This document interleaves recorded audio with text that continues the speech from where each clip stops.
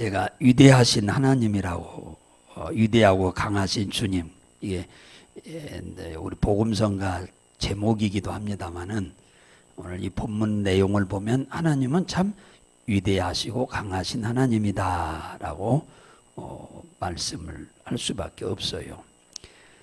하나님이 어떤 분인지를 알아야 내가 무슨 일을 할 것인지를 깨닫게 되는 거야.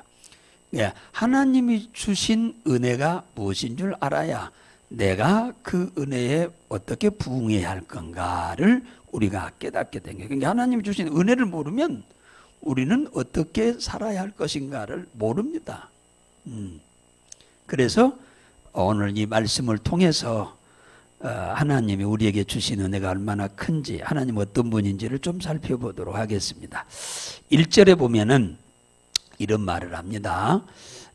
1절에 보면은 이런 말을 해요. 내 영혼아 여호와를 송축하라. 여호와 나의 하나님이여 주는 심히 광대하시며 존귀와 권위를 입으셨나이다. 광대하시다. 주는 심히 광대하시다.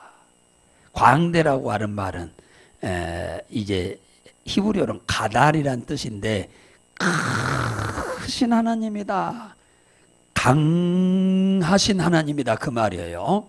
이게 크신 하나님이고 강하신 하나님이기 때문에 하나님은 우리들을 크게도 만들고 강하게도 만든 하나님입니다. 어떤 사람은 굉장히 사람의 의기소침해서 굉장히 소극적인 사람이 있잖아요. 이 하나님의 은혜를 입으면 아주 담대해지는 거예요, 사람이.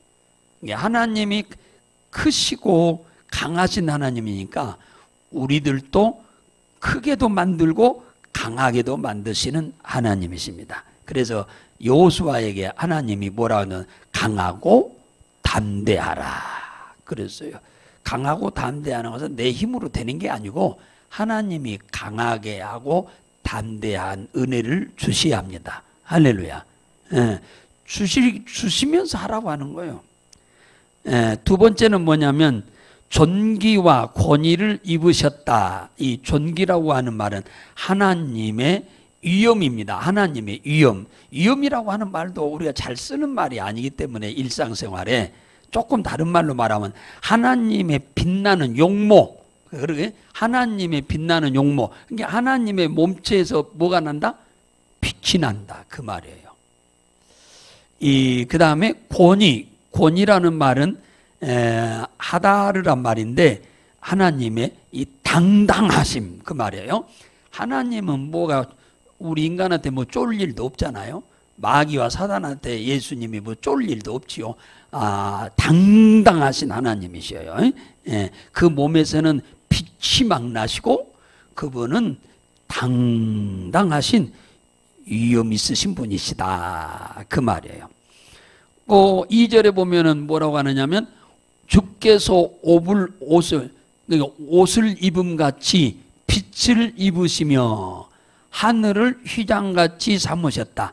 하나님이 사람이 옷을 입음같이 하나님은 옷이 우리 인간처럼 이런 옷이 아니고 무슨 옷을 입었다? 빛의 옷을 입으셨다 그러잖아요. 그러니까 하나님에게서 빛이 이렇게 나오는 거죠. 그래서 하늘에 가면은 태양이 필요 없어요. 해가 달과 별이 거기서는 하나님 자체가 빛이시여. 그래서 거기는 밤도 없고 낮도 없습니다. 왜냐? 거기서는 계속 예수님의 하나님의 몸에서 빛이 발하기 때문에 그렇죠. 하나님의 모습을 두고 하는 말이에요. 3절에 보면은 물에 자기 누각의 들보를 얹으시며 구름으로 자기 수레를 삼고 바람 날개로 다니신다.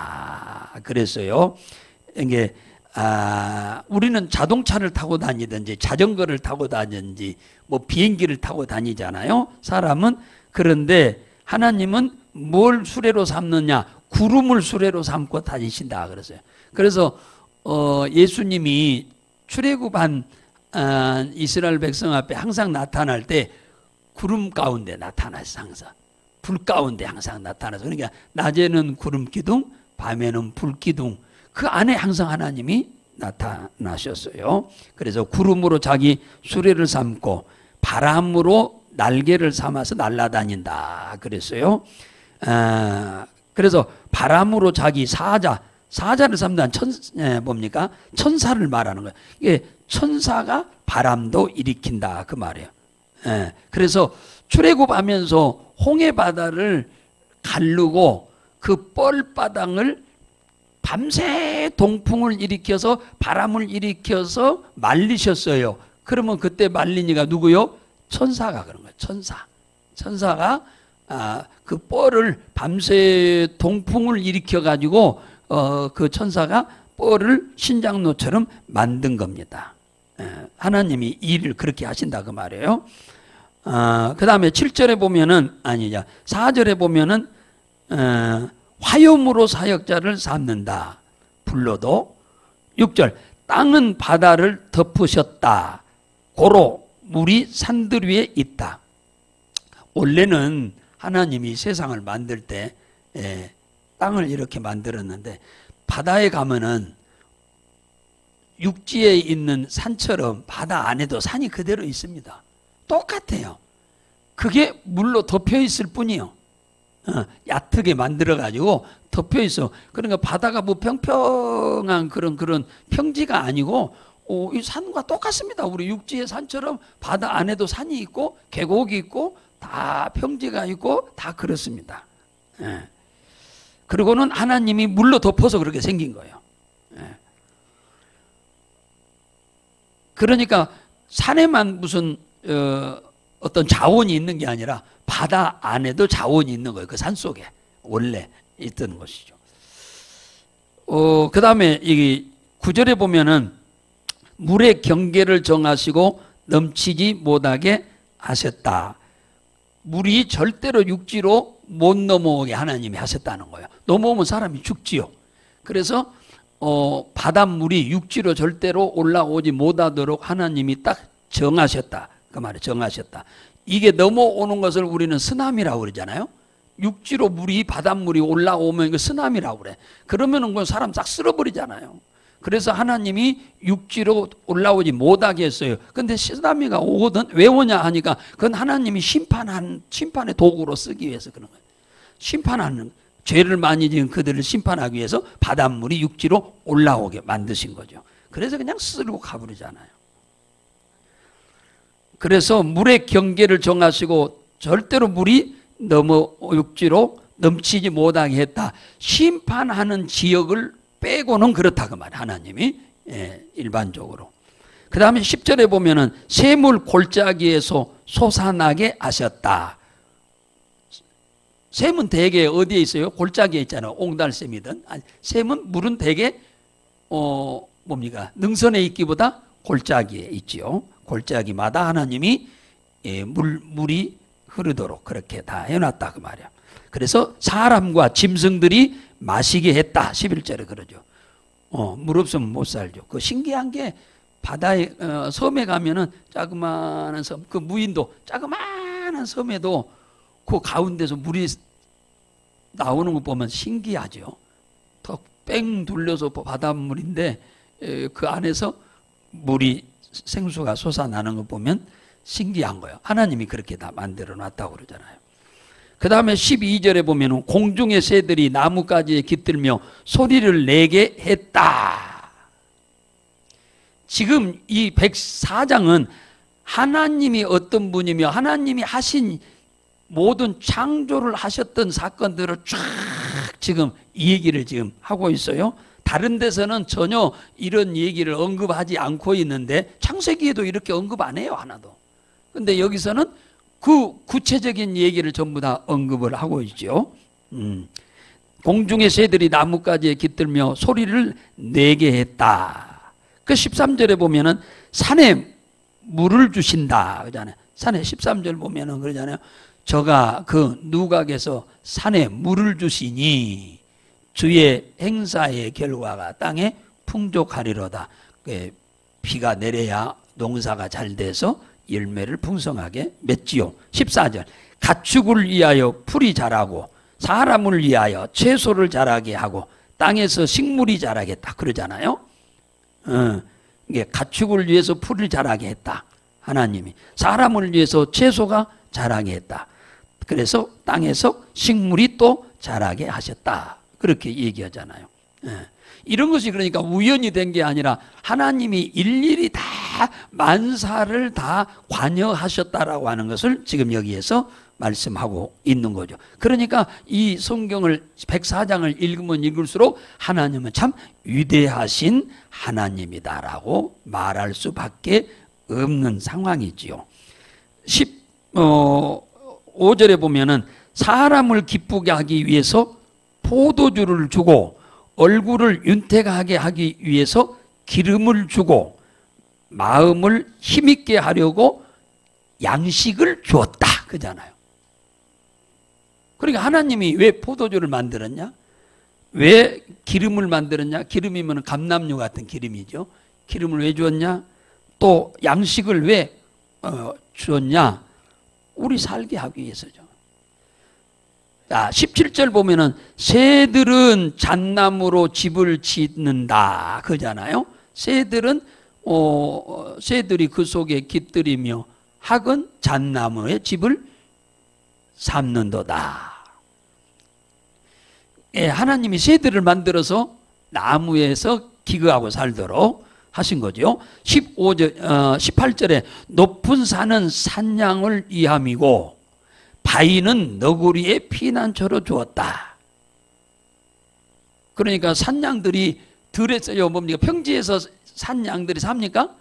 아니요. 산양들은요 이렇게 능선을 타고 다니면서 메마른 그 가시나무 같은 것을 뜯어먹고 살아요. 산양 이렇게 막 능선에 다른 짐승들은 못 올라가는데 산양들은 그걸 타고 다닙니다.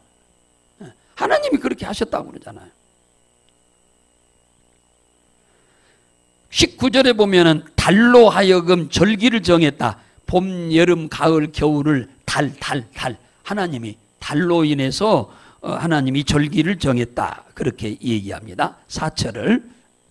그 다음에 20절에 보니까 하나님이 밤을 지었다 그러잖아.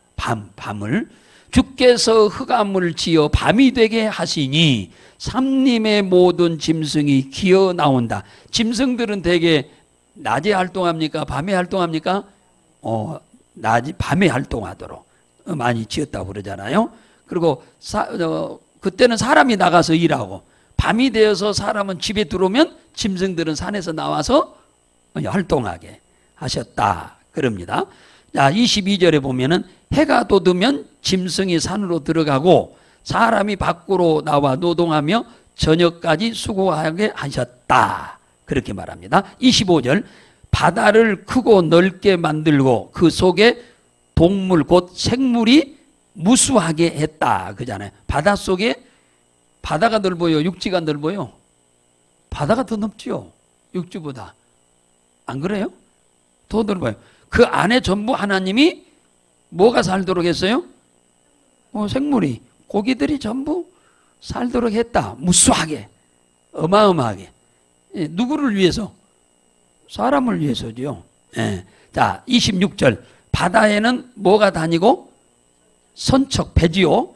배가 다니게 하고 또 거기서 뭐가 논다? 악어가 놀게 했다. 뭐 악어만 있습니까? 엄청나게 많죠.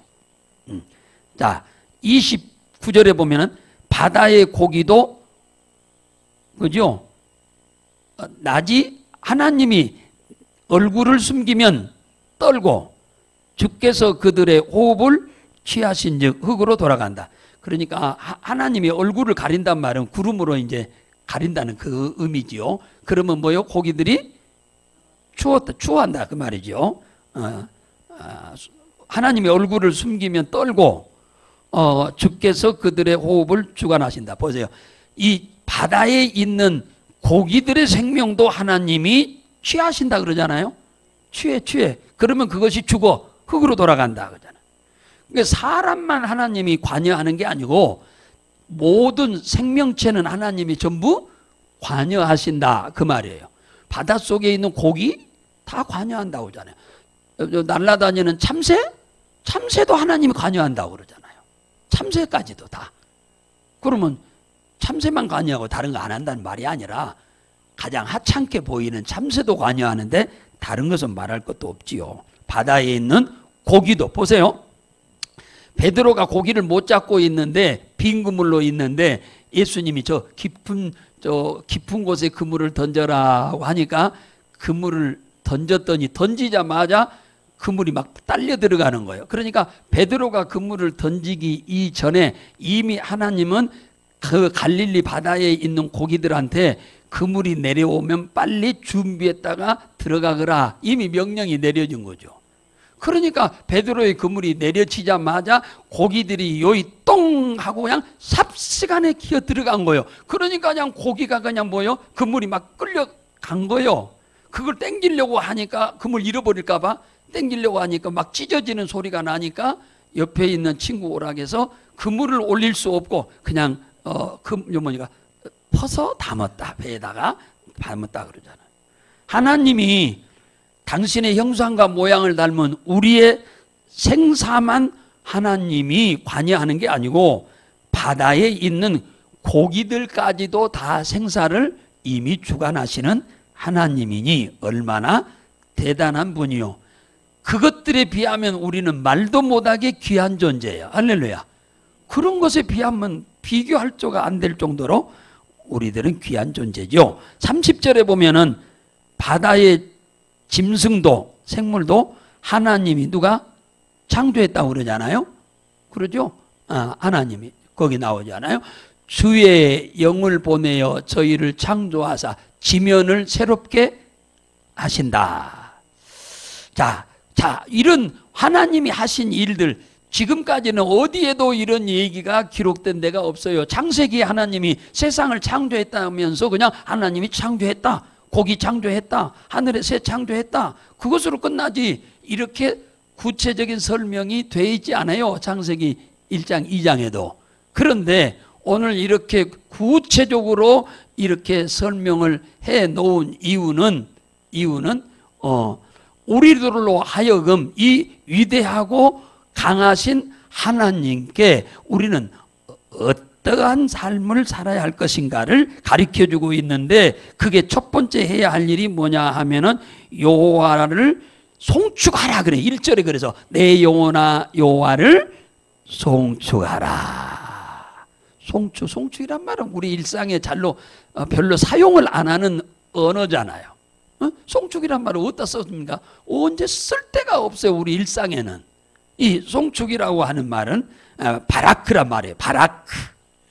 바라크라고 하는 말은 제가 오전에 창세기 2장에 하나님이 안식일을 정하시고 1회째 되는 날 복을 준다고 하는 말이 바라크예요.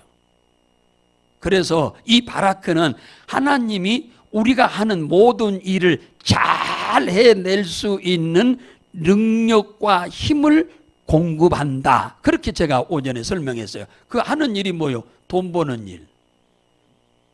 그 다음에 뭐 우리가 하는 일이 여러 가지죠. 그러나 그게 한마디로 말하면 돈 버는 일이잖아요. 그 하는 모든 일을 잘 해낼 수 있는 능력을 원천적으로 하나님이 부어주신다. 그 말이에요. 그 구체적으로 말하면 지혜와 능력이죠. 그걸 하나님이 주시는 거예요. 언제?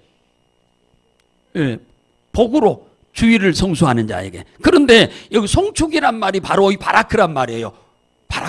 그런데 이 바라크라고 하는 말은 무슨 말이냐? 또 똑같은 바라크란 말인데 무슨 뜻이냐 하면은 이 말에는 한 가지만 의미가 있는 게 아니라 여러 가지 의미가 있는데 여기서는 하나님 앞에 무릎 꿇고 기도한다. 이 송축이란 뜻이 그 말이에요. 바라크란 뜻이. 또 하나는 하나님 앞에 무릎 꿇고 경배한다. 하나님 앞에 감사하여 찬양한다. 하나님 앞에 감사하여 예물 드린다. 하나님 앞에 경배한다. 경배는 예배한다 그 말이에요. 그러니까 이 바라크라는 그러니까 하나님이 이러한 하나님 은혜 가운데 하나님이 만들어 놓은 가운데 우리가 지금 살잖아요. 이것들을 다스리고 지배하고 정복하며 이것들을 통해서 우리가 누리고 살도록 하나님이 복을 주었으니까 이 하나님을 우리는 뭐 해야 하느냐? 송축해야 한다 그 말이에요. 이분한테 이게 감사, 찬송, 기도, 예배, 이걸 한마디로 말하면 우리는 예배요. 예배. 이걸 구체적으로 나누면 따로따로 할 수 있지만은, 그러니까 이 좋으신 위대하고 강하신 하나님 앞에 우리는 뭘 드려라? 예배를 드려야 한다 그 말이에요. 예배를 잘 드려야 한다. 자, 예배를 잘 드려야 하는데 우리가 조금 알아야 할 것이 있습니다. 자, 창세기로 넘어가 봐요. 창세기로 좀 넘어가겠습니다. 창세기 12장으로 가겠습니다. 창세기 12장입니다. 오늘 이제 이 송축하라고 하는 예배드리라 하는 말을 지금 우리가 이제 이해를 했으니까, 그러면은 우리의 믿음의 조상 아브라함은 이렇게 살았나? 안 살았나 보겠습니다. 어마어마한 복을 받은 아브라함은 어떻게 살았는가? 그부터 알아야 돼요. 예, 그부터. 자, 창세기 12장 그냥 8절입니다. 시작. 거기서 베델 동편산으로 옮겨 장막을 치니 서는 베델이요 동은 아이라. 그가 그곳에서 여호와를 위하여 단을 쌓고 여호와의 이름을 불렀더라. 이 단을 쌓은, 여호와를 위해서 단을 쌓단 말은 예배를 말하는 거예요. 예배. 그러니까 예배는 누구를 위해서 드리는 거예요? 하나님을 위해서 드리는 거예요. 자, 내가 밥 먹는 것은 나를 위해서 먹으니까 부부간에 싸워서 기분 나쁘면 밥 안 먹고 출근해도 돼요. 그죠? 밥은 나를 위해서 먹는 거니까 싸워서 기분 나쁘면 안 먹고 출근해도 돼요. 그러나 부부간에 다퉜다고 해서 오늘 주일 아침에 어떻게 해서 다퉜어? 아침에 일찍이 뭐 때문에? 그런데 예배에 안 나와버리면 되겠어요? 예배는 누구를 위해서 드리는 건데? 하나님을 위해서 드리는 거예요. 예배는 나 위해서 드리는 게 아니요, 하나님을 위해서 드리는 겁니다. 그걸 아셔야 돼요. 아브라함이 엄청난 복을 318명이나 머슴을 둘 정도였으니까 아브라함은 보통 부자가 아니에요. 그래요, 안 그래요? 318명을 목자로 뒀어요. 목동으로. 어마어마한 부자요. 그게 하나님이 주신 축복인데, 그 축복을 받은 아브라함이 그저 받은 게 아니고 하나님을 위하여 뭘 했다? 그렇잖아요. 하나님을 위하여 예배를 드렸다잖아요, 여러분. 그러니까 예배는 기분 나쁘다고 속상하다고 안 드리고 그러면 안 된다고 말이에요. 속상한 거다고 기분 나쁜 거다고는 상관없이 예배는 드려야 돼. 누구를 위한 거니까? 하나님을 위한 것이기 때문에 그렇습니다. 그리고 여기 그랬잖아요. 예배만 드렸나요? 아니요. 여호와의 이름을 불렀더라. 그러니까 이게 뭐예요? 기도죠. 기도. 그러니까 아브라함은 항상 함께 세트로 항상 잘했는데 뭘 잘했어? 예배와 기도를 잘한 사람이에요. 여러분은 예를 들어서 어떤 생각을 갖고 교회 오십니까? 나는 오늘 하나님께 예배를 드리기 위해서 교회 간다. 그런 자세로 오십니까? 아니면 내가 오늘 할 일이 없어서 교회 간다. 그렇게 생각하고 오십니까? 그런 분은 없겠지요. 혹이라도 그럴 수 있는 분이 있을 수 있어요. 나 오늘 뭐 어디 갈 데도 없고 별일 없으니까 교회나 가야겠다. 이렇게 오는 분도 혹 한 분이라도 계실지 몰라. 근데 그러면 안 되겠죠. 그죠? 오늘 나는 예배를 드리기 위해서 하나님께 가야겠다. 그리고 하나님 앞에 예배를 드리고 뭐 해야 돼요? 기도. 예배를 잘 드려서 하나님을 기쁘게 싹 만들어 놓고 뭘 달라고 해야지. 그래요, 안 그래요? 예배도 안 드리고 달라고 하면 되겠어요? 그러니까 예배와 기도는 기차 양쪽 철로와 똑같은 거예요. 자전거로 말하면 앞바퀴 뒷바퀴와 똑같은 거예요. 이것이 두 가지가 같이 가야 돼요. 자, 그 뒤로 넘어가 볼까요? 그 뒤로 넘어가면은 여기 4절 보겠습니다. 13장 4절 보겠습니다. 자, 13장 4절 시작. 그가 처음으로 단을 쌓은 곳이라. 그가 거기서 여호와의 이름을 불렀더라. 그러니까 뭐 했다는 거예요? 기도했다는 거잖아요. 아까 예배 드렸던 곳에 와가지고 또 기도했다는 거예요. 또 거기서 기도를 했더라. 또 18절 보겠어요. 18절. 자, 13장 18절 시작. 이에 아브라함이 장막을 옮겨 헤브론에 있는 마므레 상수리 수풀에 이르러 거하며 거기서 여호와를 위하여 단을 쌓았더라. 하나님 보세요. 여러분 지금 보세요. 아브라함은 정착해서 사는 사람이요, 나그네요. 나그네입니다. 목축, 짐승을 키우는 사람이기 때문에 여기서 짐승 키우고 며칠 다 뜯어 먹으면 또 저쪽으로 가야 돼. 그래서 옮겨갈 때마다 아브라함은 누구를 위해서 단을 쌓았다? 하나님을 위해서 단을 쌓았다. 여러분들이 이사를 하면은 이사 예배를 가정에서 드리라고 하는 이유가 우리의 믿음의 조상 아브라함이 그렇게 하고 살았어요. 근데 이사해놓고는 예배를 저는 안 드리자고 하면 저는 편하고 좋은데, 여러분들이 진짜 복을 받으려면 이사를 하면은 여러분들 집에서 예배를 드려야 돼요. 할렐루야. 누구를 위해서? 하나님을 위해서 예배를 드리는 거예요. 예배는 사람 위해서 드리는 게 아니잖아요. 근데 이사를 해놓고 생전 집에 와서 한 번 더 예배를 드리자고 안 해. 그 무슨 배짱인지 모르겠어. 무슨 복을 받겠다고 그러는가 모르겠어. 그러면 안 돼요, 여러분. 오늘 이 말씀을 듣고 여러분들은 다른 때는 몰라도 이사하면 꼭 예배를 드리세요. 할렐루야. 꼭 드리세요. 예배를 이사를 하면은 다른 때는 몰라도 꼭 예배를 꼭 드리시기 바랍니다. 자, 두 번째, 오늘 시편 104편에서 거기 33절 한번 보겠습니다. 33절. 자, 104편으로 다시 넘어가 봐요. 이렇게. 104편 33절입니다. 시작. 나의 평생에 여호와께 노래하며 나의 생존하는 동안 내 하나님을 찬송하랴. 노래한단 말이나 찬송한단 말이나 같은 거예요? 틀린 거예요? 같은 거죠. 같은 거죠. 노래한단 말이나 찬송한단 말이나 같은 말이죠. 그런데 노래하고 찬송을 어느 때만 한다고? 평생을 한다고 하잖아요. 평생. 그러면 언제까지? 그렇죠. 주님이 우리를 오라고 하는 날까지 노래 부르다 가야 한다 그 말이야. 그러니까 찬송은 여러분들이 생활 가운데 예를 들어서 운전하시는 분들은 운전대를 잡고 가면서도 찬송도 부르고, 아니면 극동방송이나 뭐 기독교 방송 틀고 가시면서 함께 찬송 부르고 그러세요. 그리고 예배 때는 당연히 찬송을 부르는 거니까 예배 때 그냥 뭐 구경하고 가만히 앉았다 가지 말고 찬송도 누구를 위해서 부르는 거예요?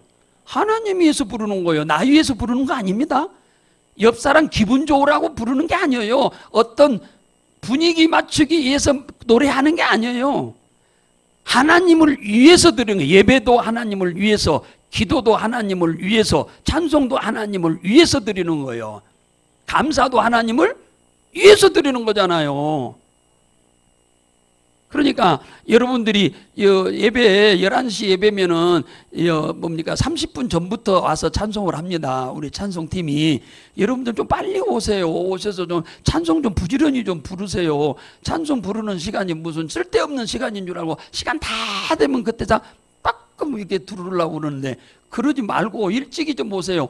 성가대는 1시간 전부터 오셔서 찬송을 부르고 연습해서 드리는데 찬송. 자, 이사야 43장 가봐요.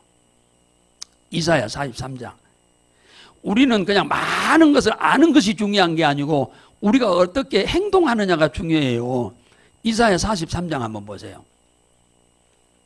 이사야 43장.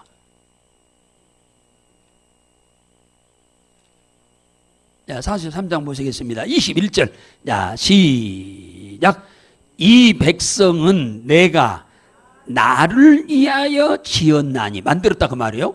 나의 찬송을 부르게 하려 함이라. 하나님이 왜 사람을 만들었냐 그 말이에요. 다 사람을 왜 하나님이 만들었냐 그 말이잖아요. 이 백성은 이스라엘 백성을 말하는 거예요. 내가 나를 위해서 사람을 만들었다는 거예요. 그러면 나를 위해서란 말은 뭐예요? 하나님을 찬송을 부르게 하려 함이다 그 말이에요. 찬송. 찬송에는, 찬송이란 말은 노래잖아요. 노래로 기도로도 만들어서 부르고 노래를 감사로도 만들어서 부르고 그렇잖아요.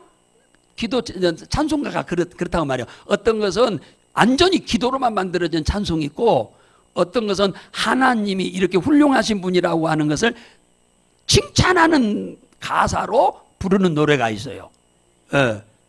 그러니까 우리가 또 어떤 것은 감사하는 것으로 노래를 만들어서 부르는 거예요. 그러니까 여러분들이 찬송 부르는 시간을 시간 낭비요 그렇게 생각하면 안 된다 그 말이에요. 일주일에 딱 한 번밖에 예배 안 나오는 분들도 많잖아요. 그런 분들은 30분 전에 와서 목이 터지라고 찬송을 불러야 돼요. 그런데 찬송을 잘 안 부르려고 하거든요. 찬송이 별로 가치가 없다면 뭐 하려고 앞에 나와서 찬송을 부르겠어요. 그냥 시간 땅 되면 그냥 하면 되지. 찬송을 이렇게 하나님이 나를 만드신 목적이 찬송을 부르게 하려 함이라고 그러잖아요. 이 찬송은 예배에 다 포함되잖아요. 그러니까 예배 속에 들어있는 찬송이 한 3곡 정도 들어있는데 그 3곡 찬송 부를 때도 찬송을 힘있게 부르셔야 돼. 할렐루야. 그냥 입만 뻐끔뻐끔 붕어처럼 하면 안 되고 힘을 내서 찬송을 불러야 한다 그 말이에요. 그래야 폐도 좋아지고 여러 가지 좋아진다고 하잖아요. 오늘 이 엄청난 위대하고 강하신 하나님을 우리는 예배해야 한다. 할렐루야. 그걸 잊어버리지 말아야 하고 두 번째는 뭐예요? 그분을 찬양해야 한다고 그러잖아요. 언제까지? 그렇지. 이 세상 떠나는 날까지, 죽는 날까지, 죽는 순간까지 우리는 일생을 찬송하며 살아야 한다. 그걸 이렇게 하나님이 기뻐하는 일이니까. 그리고 34절 한 절만 읽고 끝냅시다. 자, 이사야 시편 104장 34절. 자, 시작. 나의 묵상을 가상히 여기시기를 바라나니 나는 여호와로 인하여 즐거워하리로다. 즐거워하려면 하나님이 주신 은혜를 깨닫고 살아야 즐겁지. 주님이 내게 베푸신 은혜를 전혀 모르는데 어떻게 즐겁게 신앙생활 하겠습니까? 지금 104장에서 나오는 내용은 아주 원천적인 얘기잖아요. 그렇죠? 아주 원천적인 이 축복이 없으면 오늘 우리도 없어요. 어제가 있어서 오늘 있고 오늘이 있으니까 내일 있는 거지. 옛날부터 오늘까지 갑자기 하루 뛰어오는 건 없어요. 하루하루가 하나님의 은혜 속에 사니까 오늘이 온 거예요. 오늘이 있으니까 또 내일 또 있는 거예요. 할렐루야. 그러니까 여기는 원천적인 것부터 시작부터 하나님이 베푸신 은혜들을 다 이렇게 일일이 나열하면서 지금 이 하나님을 예배해야 하고 이 하나님을 평생을 살면서 찬양해야 하고 이분 앞에서 즐겁게 하나님을 섬겨야 한다고 지금 얘기하잖아요. 여러분들의 신앙생활이 그냥 많은 성경 지식 배우러 교회 온 게 아니잖아요. 하나씩 하나님이 기뻐하는 일이면 남에게 양보하지 말고 결국은 하나님 기쁘게 하면 내가 복 받는 일이니까 여러분들이 꼭 오늘 이 말씀대로 살아서 복을 풍성히 받아 누리시기를 주의 이름으로 축복합니다.